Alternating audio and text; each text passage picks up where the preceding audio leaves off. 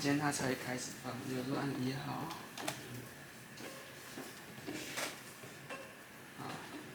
然后 F3、F4是音量大小，然后到底之后它会回到最底端，然后从比较低的地方回来。然后 F5、F6是音量的频率，它音量频率有8个档位，如果我没记错。然后随着它播的频率增加，它上面的这个间隔会越来越快，然后回到最低的也已经超过了。然后 F7、F8是控制它的播放的速度，是4个档位。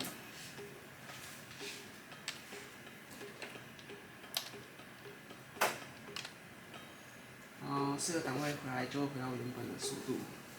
然后你要每个音效都停吗？快速外音。这是2号，每个音效都能频率和大小和速度都是能这样调的。有这2号，有这3号，鼓声，4号是比较那个长的那种起音。5号，比较柔和的，就是我不太确定这个叫什么东西。哦，这是那个小星星。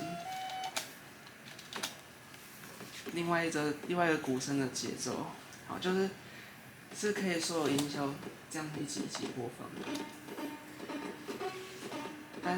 然后 F1、F2 可以控制你选定这个音效，让它时间往前或往后位一点。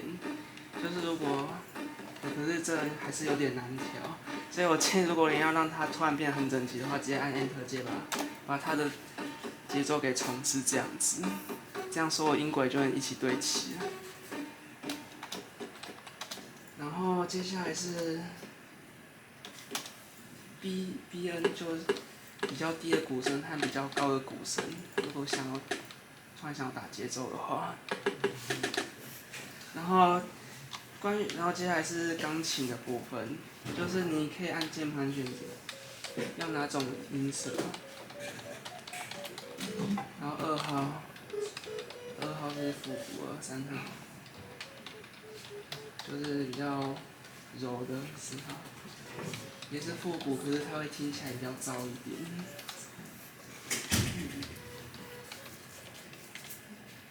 哦，5号这个，我现在有点忘记它是什么音色，不过就是另外一种音色。好，6、7、8、9就是比较类似一般钢琴的那种，不会持续响那种，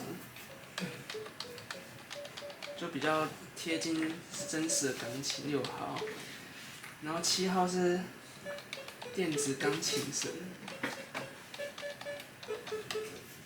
8号是比较长的钢琴声。